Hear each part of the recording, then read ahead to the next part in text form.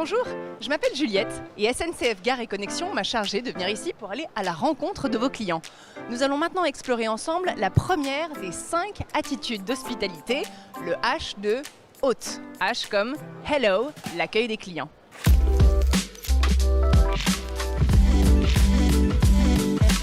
Est-ce que pour vous c'est important un bonjour? Plus qu'important, c'est ce qui permet justement de commencer une bonne conversation, un bon échange. I think there's a certain warmth to that, you know, where there's like a hello. Hello. Bonjour. Bonjour. Bonjour. C'est la bonne humeur quoi. It's important.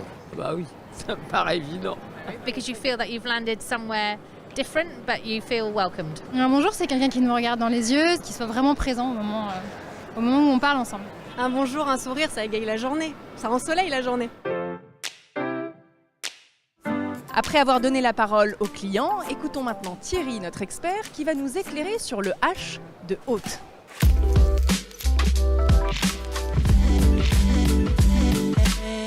Vous connaissez l'expression « on n'a jamais 2 fois l'occasion de faire une bonne première impression » ? C'est une phrase de Coco Chanel, la créatrice de mode, la grande couturière et l'incarnation de l'élégance à la française. Elle savait qu'il fallait soigner le premier contact, la première impression. Pour beaucoup de voyageurs étrangers, vous êtes le visage de la France. Le premier contact avec leur destination de rêve, le début d'un beau voyage. Pour les voyageurs réguliers ou occasionnels, vous êtes la première personne qui dira bonjour le matin. Vous êtes la personne qui changera l'humeur d'un client mal réveillé. Vous êtes le professionnel qui a un effet sur la satisfaction des voyageurs. Saviez-vous que pour 83% des clients, un accueil chaleureux est important ou très important ? Selon cette même étude, 4 clients sur 10 qui n'ont pas eu un geste ou un signe d'accueil se sentent plutôt mal à l'aise. Vous-même, en tant que cliente ou client, vous êtes sensible à l'amabilité de vos interlocuteurs, aux formules qui vont faire la différence. Bon week-end, bon voyage, bonne journée. Comment puis-je vous aider ? Je vous en prie, avec plaisir. Vous connaissez les petites phrases magiques qui transforment un passage en gare en une bonne et belle expérience. Alors oui, je sais, les clients ne répondent pas tous à votre bonjour ou ne sont pas eux-mêmes toujours très attentifs. C'est souvent parce qu'ils sont stressés ou parce qu'ils sont pressés. Dans l'étude réalisée pour Gare et Connexion faite par un institut d'études, on découvre pourtant que ce dont se souviennent les clients, ce sont les petits mots ou les petits gestes. En faisant preuve d'attention avec les voyageurs, vous participez activement à la réussite de votre gare, à la satisfaction des clients. Savoir accueillir un client est un art que maîtrisent les champions de la relation client. Vous l'avez entendu dans les témoignages de vos clients. Ils sont sensibles à la qualité de l'accueil en gare. Et dans ce domaine, les Japonais sont les maîtres. Chez Toyota, la marque automobile la plus récompensée pour la qualité de sa relation client, on utilise une expression qui illustre l'état d'esprit des collaborateurs au contact du client, c'est l'omotenashi. L'omotenashi signifie en français « hospitalité bienveillante ». C'est l'art de recevoir, l'art d'accueillir les clients comme un invité de marque, presque comme un ami. Alors évidemment, en France, nous n'aurons pas les mêmes codes ni la même culture. En revanche, alors que nous recevons de grands événements sportifs internationaux dans notre pays, nous avons la même ambition, bien recevoir, quel que soit son métier. L'hospitalité d'une gare, sa qualité d'accueil, dépend de l'ambiance qui se dégage du lieu, bien sûr, mais aussi et surtout du contact avec les personnels qui la font vivre. C'est vous qui avez entre les mains la réussite de l'accueil, le H de Hello, la première attitude d'hospitalité. Merci Thierry. Après avoir entendu les clients et l'expert, la parole est maintenant à celles et ceux qui sont les acteurs et les actrices de Hello au quotidien.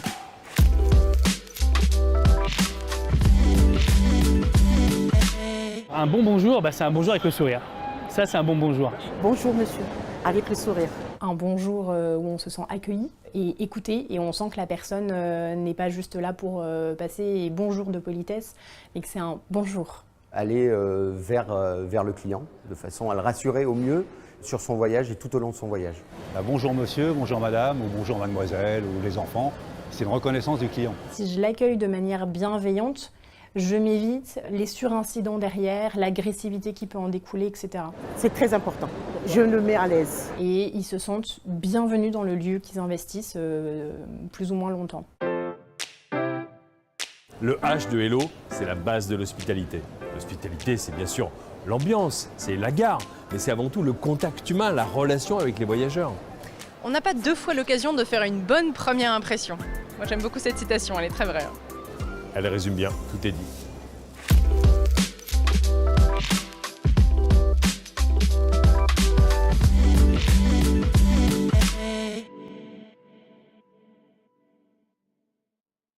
Mon mémo hôte. H, comme hello. Quel que soit mon métier, je suis l'hôte du client. Je l'accueille dans ma gare comme j'accueillerais chez moi un invité. 3 choses à ne pas oublier pour réussir chaque contact client. J'accueille chaque client avec amabilité, pour une première impression réussie. Ici. Bonjour, madame ou monsieur, comment puis-je vous aider? Je réponds à ces remerciements. Je vous en prie, madame ou monsieur, avec plaisir. Je prends congé systématiquement à ces remerciements. Je vous souhaite une bonne fin de journée, madame ou monsieur. Ou je vous souhaite un agréable voyage, monsieur dame. Proposez cette qualité d'accueil, quelle que soit l'amabilité du client. Un client peut oublier de vous saluer ou de vous remercier car il est stressé. Restez aimable et courtois et appliquez systématiquement les 3 piliers d'un accueil réussi. Accueil, réponse aux remerciements, prise de congé. Accueillir le client avec amabilité, même lorsque vous êtes occupé. Ou appeler pour une urgence. Premier exemple. Vous êtes déjà occupé avec un client, ce qu'il faut dire. Bonjour monsieur, je termine avec madame, et je suis à vous. Deuxième exemple, vous êtes en intervention, ce qu'il faut dire. Bonjour madame, je suis désolée, je ne vais pas pouvoir vous aider dans l'immédiat, je suis en intervention. Je vous conseille de vous adresser aux agents de l'espace de vente situé à l'entrée de la gare, ou aux agents situés sur le quai transversal, qui pourront vous aider. Troisième exemple, vous êtes appelé pour une urgence, ce qu'il faut dire. Je suis désolé, monsieur ou madame, je suis appelé pour une intervention. Je vous conseille de vous adresser aux agents situés à l'entrée de la gare. Je vous souhaite une bonne journée ou je vous souhaite un bon voyage.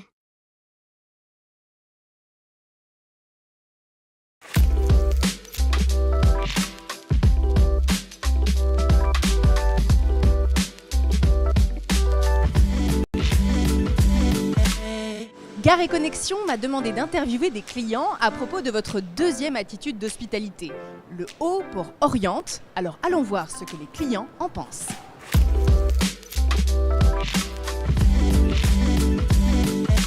C'est toujours plus agréable d'aller voir directement les gens plutôt que de regarder simplement les panneaux. Au-delà du contact humain, en général, on a l'information un peu plus rapidement aussi.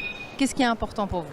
Que l'information soit claire, précise, simple, courte. Clear directions to the trains and where the trains take you. Ce qui est plus important pour moi, c'est la précision sur l'information qu'ils m'apportent. Qu'ils nous disent droite, gauche, ça c'est sûr que ça va pas marcher. Ouais. Qui me donne la bonne réponse rapidement. La qualité de l'information. Quand on ne sait pas par exemple. Ensuite, on sait vous aiguiller vers des gens qui sauront si on ne sait pas. Quand on arrive quelque part et qu'on est complètement perdu parce qu'on ne connaît pas la destination, c'est très important d'avoir un visage ami entre guillemets qui peut nous accueillir. La dernière fois, j'ai loupé mon train, j'étais avec mon fils, du coup j'étais un peu perdue, j'avais mes bagages, mon fils dans les bras et j'ai quelqu'un qui m'a rattrapé, un agent en me disant venez c'est par là, il m'a accompagnée, donc j'ai trouvé ça vraiment sympa. Après la voix des clients sur le O pour oriente, écoutons le point de vue de Thierry, notre expert en expérience client.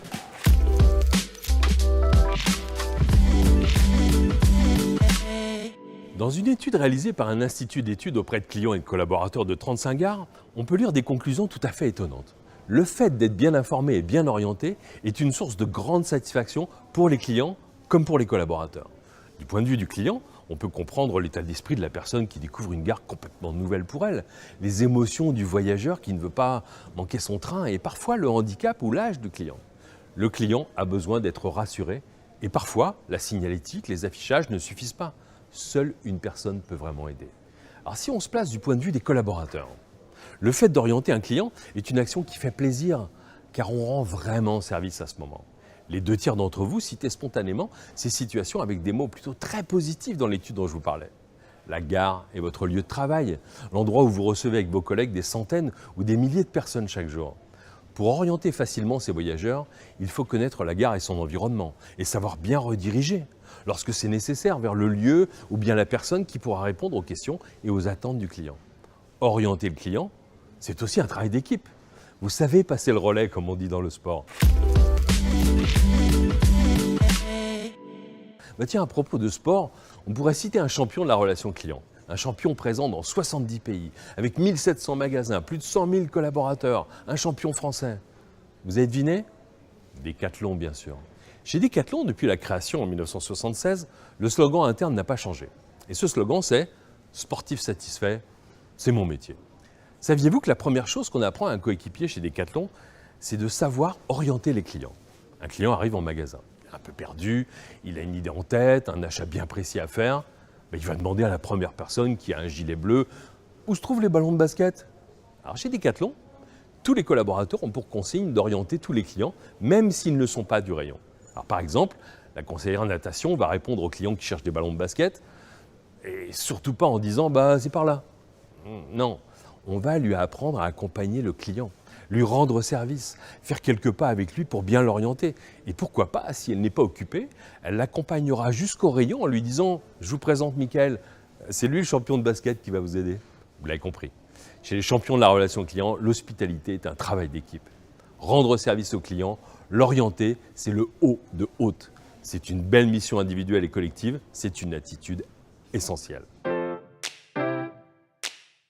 Les clients nous ont parlé du O pour Oriente. L'expert nous a donné son point de vue. La parole est maintenant à vous.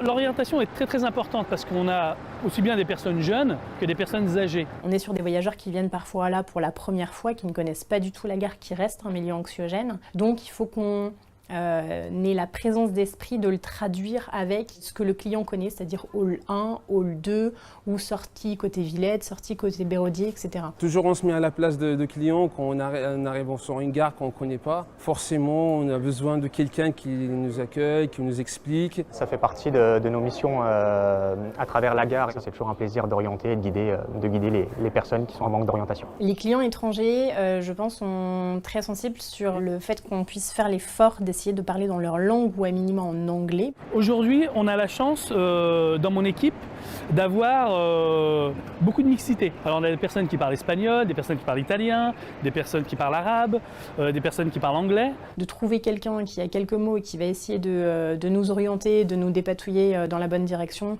ça fait beaucoup de bien et ça rassure. Les clients comme les collaborateurs l'ont bien compris, savoir orienter dans une gare est essentiel. Le O pour Oriente est une mission de service, c'est une attitude d'hospitalité. Mais n'oubliez pas que c'est un travail d'équipe et vous avez les clés pour le réussir.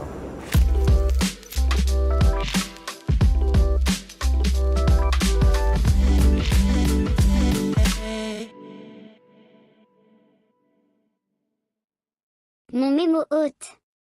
O comme Oriente. Je rends service au client et je l'oriente. Pour cela, je connais ma gare et son environnement à l'aide, notamment du livret gare. Je sais utiliser l'application Ma Gare SNCF. Je communique des informations simples, en utilisant des points de repère facilement identifiables par le client, par exemple, la signalétique, un commerce, du mobilier, etc. En cas de question sur un billet, je passe le relais en orientant le client vers un automate de vente vers l'espace de vente lorsqu'il y en a un. Exemple de communication à transmettre au client. Pour vous renseigner au mieux, je vous conseille de vous adresser aux agents présents dans l'espace de vente situé à l'entrée de la gare, ils sauront répondre à vos questions. Pour acheter un billet, vous pouvez utiliser les automates situés dans les halls en payant, soit par carte bancaire, soit avec de la monnaie. Vous allez voir, c'est simple d'utilisation. Il suffit de suivre les instructions, vous êtes guidé jusqu'au bout. J'oriente vers les outils d'information à disposition. Pour les trains grandes lignes, la voie de départ sera indiquée environ 20 minutes avant le départ. J'oriente les clients vers l'application Ma Gare SNCF. J'oriente le client, selon son besoin, vers les équipements de la gare, qui facilitent son parcours. Je vois que vous êtes chargé, vous pouvez emprunter un ascenseur à tel endroit. Ou, je vous suggère de patienter dans cet espace d'attente, vous y serez plus au calme.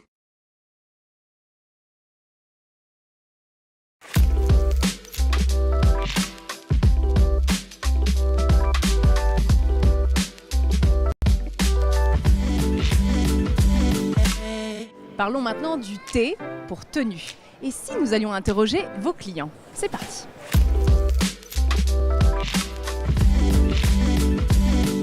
Je trouve qu'on les repère assez vite. Ils sont faciles à reconnaître par leur tenue. Oui, avec leur tenue, ils sont reconnus facilement. Ah bah l'uniforme, on le voit de loin. Il y a du rouge, ou il y a des trucs écrits sur leur... Enfin, c'est visuel, quoi. Ils ont des petits badges avec leur nom, donc ils sont plutôt reconnaissables. Les gens sont souvent très aidants et franchement, oui, totalement satisfaite. Je trouve qu'on les reconnaît assez bien. Je demande de l'aide et on me répond gentiment, donc ça se passe bien. Very easy to identify them and find them, and everyone's been super friendly. On est sûr d'avoir affaire à la bonne personne. Nous l'avons vu, vos clients sont sensibles au thé comme tenue dans vos attitudes d'hospitalité. Mais allons maintenant demander à Thierry, notre expert, ce qu'il en pense.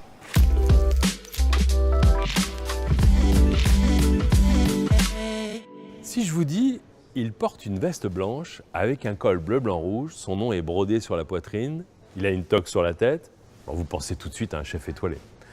La tenue du chef cuisinier est un vêtement de travail. Elle fait partie des habits professionnels traditionnels. Conçue pour travailler, cette tenue est aussi une marque distinctive. Dans le secteur des services et du commerce, le vêtement est essentiel. Vous connaissez le gilet moutarde des vendeurs Fnac, le tablier vert des baristas de Starbucks, la chemise noire de Sephora, le t-shirt bleu des Genius d'Apple, le polo jaune d'Ikea. Ces tenues sont devenues célèbres et pour certaines même iconiques. Une de leurs fonctions est de relayer les couleurs de la marque, comme lorsqu'on porte un maillot de sport aux couleurs de son équipe. Et on porte ces couleurs avec fierté et respect. Dans les métiers en contact avec la clientèle, la tenue est souvent indispensable. Elle aide le client à repérer facilement une présence et à identifier rapidement les professionnels disponibles. Le chef dont je vous parlais en introduction, celui qui conçoit des recettes extraordinaires, que serait-il sans la tenue des serveurs? Et je ne vous parle pas de la tenue au sens vêtements, apparence, mais de la tenue au sens du comportement. C'est ce que dit Denis Courtiade, élu 2 fois meilleur maître d'hôtel du monde. Selon lui, la première qualité d'une personne en contact avec le client serait de se montrer disponible, ultra attentif à ce qui se passe dans son environnement. Il raconte que chaque matin, au début d'une journée de travail, le fait de se mettre en tenue l'aide à se projeter dans sa mission, dans son job, sa façon d'être, un peu comme un acteur face à son public. On retrouve cette référence au monde du spectacle dans une entreprise qui est plus connue pour ça, les parcs d'attractions de Disney. Disney accorde une partie importante de ses formations au savoir-être, à la tenue qui fait partie du spectacle et de la réussite des séjours. Les 140 millions de visiteurs annuels des parcs Disney achètent une expérience, une ambiance exceptionnelle, humaine avant tout. Et ce, quelle que soit l'attraction, la boutique ou l'endroit où il se trouve dans le parc. Vous l'avez compris, la tenue vestimentaire est essentielle dans un lieu où l'on reçoit des clients et encore plus où l'on offre un service. Elle vous rend visible, disponible. Elle témoigne de votre volonté de rendre service. C'est aussi la première image de l'entreprise que vous représentez, une sorte de vitrine. Et dans une gare, à ce titre, elle doit être soignée, complète, avec le badge bien positionné. Le T de tenue est une attitude, un savoir-être qui montre votre disponibilité, votre proactivité, c'est-à-dire le fait d'aller au-devant du client si vous identifiez un besoin. La tenue est aussi le reflet de ce que vous êtes tous ensemble, ce que vous voulez montrer, les valeurs que vous voulez véhiculer dans l'exercice de vos fonctions. Le T de tenue est aussi le témoignage d'une attention constante, une posture ouverte à la relation. À ce titre, elle est essentielle à la réussite de l'expérience du client, essentielle à la réussite de votre gare. Merci Thierry pour cet éclairage. Allons maintenant demander à celles et ceux qui vivent l'expérience de l'intérieur.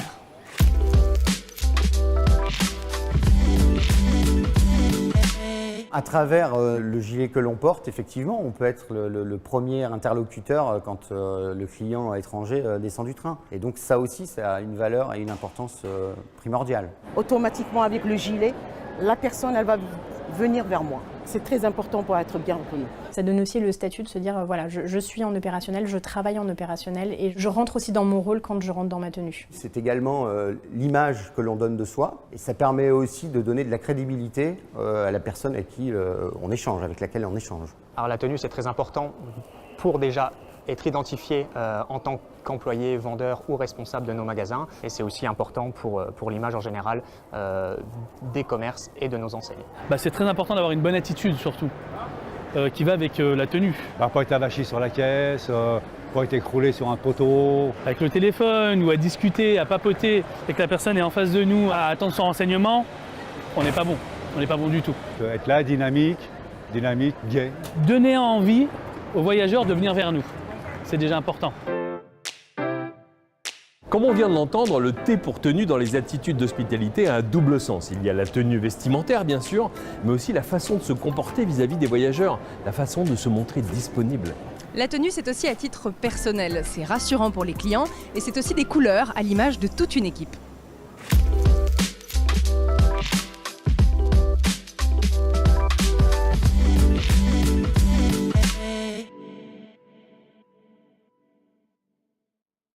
Mon mémo hôte.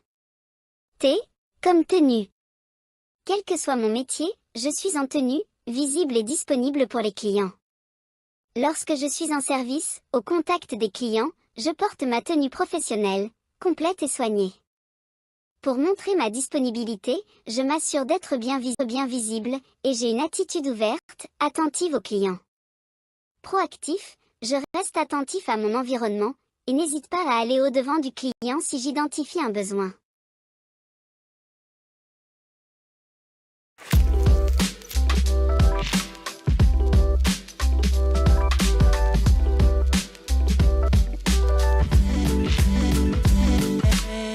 Dans les 5 attitudes d'hospitalité, il y a le E pour écoute. Alors allons justement écouter le point de vue de vos clients. C'est parti.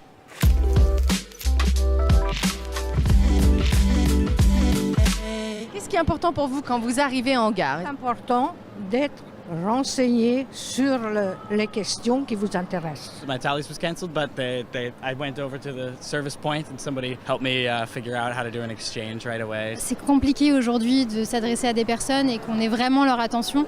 Donc c'est un peu primordial de savoir ce qu'on fait, à quel moment, et c'est bien d'avoir des gens qui sont impliqués dans leur travail. Si quelqu'un vous écoute bien, il répondra bien à votre demande. Il va falloir que vous ayez des gens qui parlent au moins anglais, voire allemand ici. People want to know where they're going and get good information and for people to be polite. Be polite, be nice. C'est quelqu'un qui prend le temps. C'est quelqu'un qui vous regarde dans les yeux quand il vous parle. C'est le côté humain qu'on dégage. On se parle et on se regarde et on s'écoute. Talking to humans and making a genuine human connection when you're in situations that might be high stress. Moi j'ai eu pas mal d'échanges en tout cas avec plusieurs collaborateurs de Thalys, Gare et Connexion, etc. Et vraiment ils se mettent en quatre. Ils sont vraiment là pour nous et ça c'est hyper appréciable. C'est maintenant l'heure d'écouter notre expert Thierry sur l'importance de l'écoute.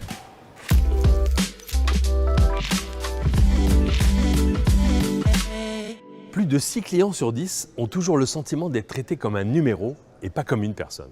Avouez que vous avez, vous aussi, cette impression en appelant un service client ou bien en visitant un magasin. Dans la grande étude nationale faite dans 35 gares SNCF par un cabinet d'études, on ne s'étonnera pas d'apprendre que les clients valorisent très fortement les interactions humaines en gare.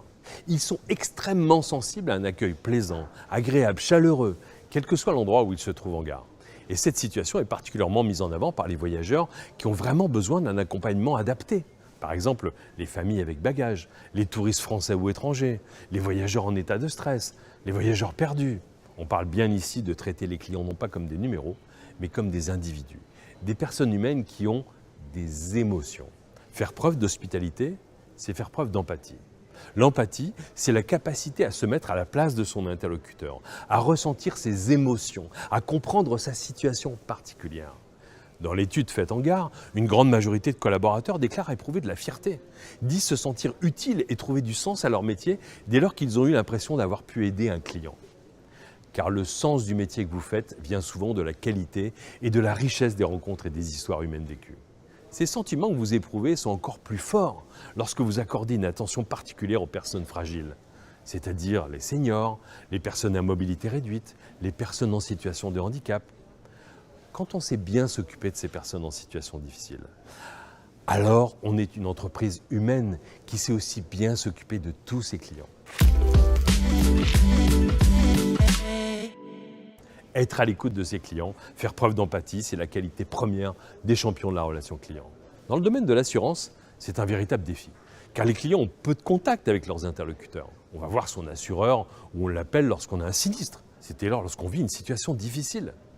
L'entreprise numéro 1 de la relation client en France, en tête de nombreux classements depuis plus de 15 ans, c'est la Maïf. Cette mutuelle qui compte plus de 4 millions de clients se distingue par la qualité de son écoute. et par le fait de ne pas traiter justement ces clients comme des numéros, des contrats ou des dossiers, mais comme des individus. Si vous avez un sinistre et que vous appelez la MAIF, on ne va pas vous demander votre numéro de sociétaire. On va vous demander tout de suite comment allez-vous. On va s'intéresser à vous, à vos émotions, à la situation particulière dans laquelle vous êtes. Les champions de la relation client comme la MAIF considèrent l'écoute et l'empathie comme des qualités essentielles des personnes au contact des clients. Dans un monde qui se digitalise, qui s'accélère, la relation humaine prend encore plus de valeur. Le E comme écoute dans vos attitudes d'hospitalité, c'est la capacité à écouter et comprendre pour s'adapter à chaque situation et à chaque client, faire preuve d'écoute et d'empathie. Bref, c'est considérer l'humain comme essentiel. On l'a vu, l'écoute c'est très important pour les clients, c'est même capital selon notre expert. Mais alors qu'en pensent ceux qui en font preuve tous les jours ?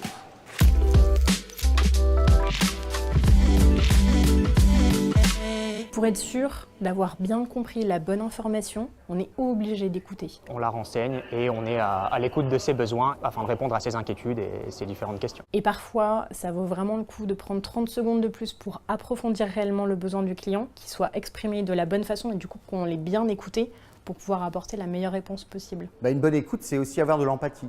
C'est être l'égal ou en tout cas tenter d'être l'égal du client, à la hauteur du client. Je mets en empathie, je me mets à la place du client tout en respectant mon cadre professionnel. Puis pas faire semblant de l'écouter, quoi. Je veux dire, on est là, on fait vraiment attention à lui, on est disponible. Et donc ces petites phrases comme « je reviens vers vous dès que j'ai plus d'informations »,« je vous tiens au courant de l'évolution de la situation », etc. Ça c'est hyper important pour les clients qui se sentent considérés.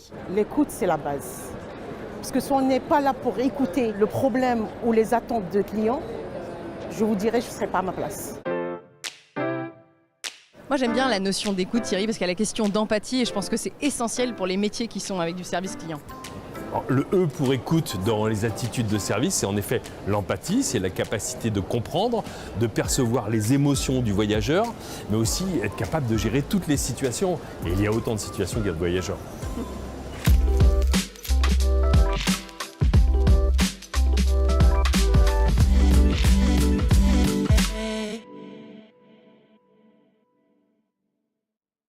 Mon mémo hôte. E, comme écoute.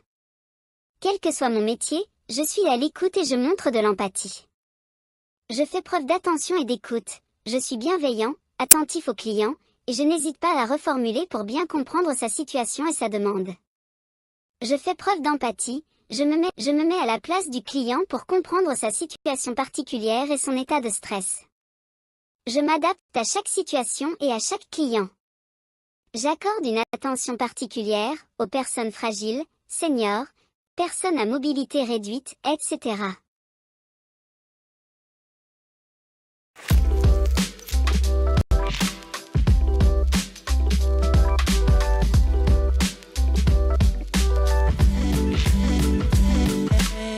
Dernière mais pas des moindres des attitudes évidemment, le S pour sourire. Allons demander à vos clients ce qu'ils en pensent.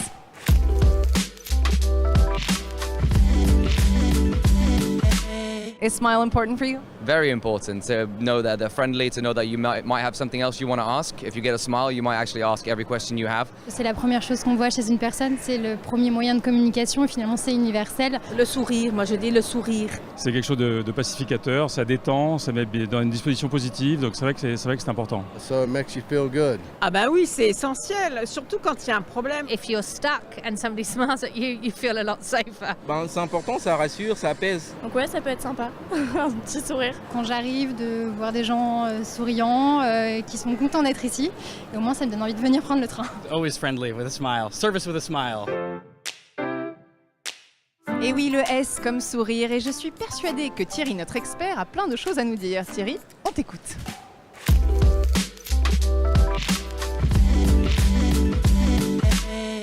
Il existe un langage universel compris par la plupart des êtres humains, décodé par presque tous les clients, quelle que soit leur origine, quel que soit leur âge. Et ce langage universel, c'est le sourire.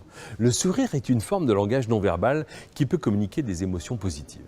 En souriant, vous montrez aux clients que vous êtes attentif à leurs besoins et que vous êtes prêt à les aider. Ça crée une atmosphère favorable à un meilleur échange, car les clients se sentent alors compris et écoutés de façon attentive.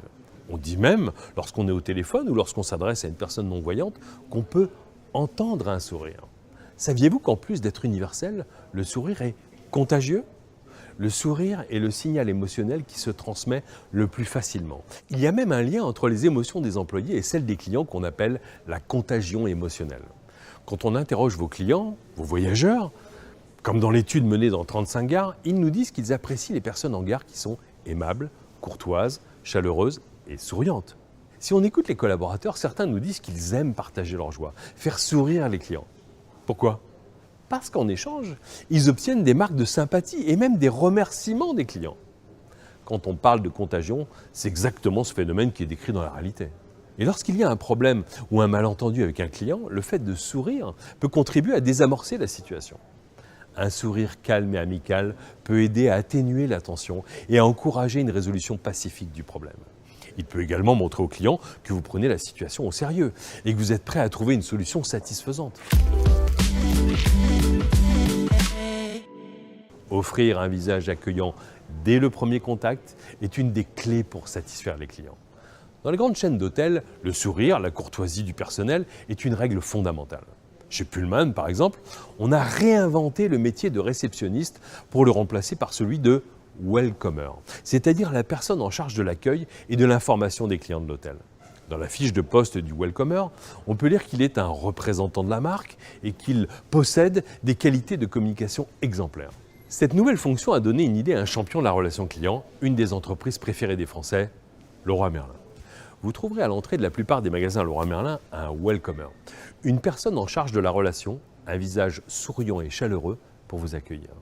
S comme sourire, votre 5e attitude de service, c'est l'outil le plus simple et le plus puissant pour faire preuve d'hospitalité et de connivence. Et n'oubliez pas que sourire, être courtois et chaleureux, est particulièrement contagieux.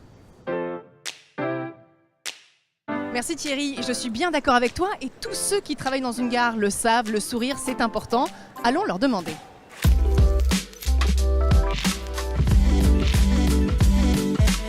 Je ne vais pas vous accueillir sans sourire. Le sourire est très important. Le sourire sert à briser la glace. Pour moi, c'est le premier échange avant même le bonjour, le sourire, le bonjour. Tout de suite, ça engage la conversation avec le client. Ça montre une bonne image de nos points de vente, de la gare. C'est rassurant, c'est une façon de l'accueillir de la meilleure des manières. Quand on est en face à face, c'est primordial parce que c'est toute la communication non verbale qui s'exprime et d'avoir une personne qui est déjà en attitude souriante et avenante, c'est 50% du dialogue qui est déjà réussi. Il faut qu'il soit spontané et naturel. Ça montre de l'empathie, ça montre une bienveillance. Effectivement, un sourire suffit parfois à dire beaucoup. C'est une arme pour éventuellement désamorcer ce qu'on appelle, nous, le conflit client. Parce que si le client arrive un peu agressif et qu'on lui fait un beau sourire, il est tout de suite désarmé. L'agressivité s'en va. Vous l'avez entendu, les clients le disent, les collaborateurs le perçoivent, le sourire est un langage universel, Thierry. Le S pour sourire, le geste le plus puissant, le plus universel pour faire preuve d'hospitalité. Et en plus, c'est contagieux.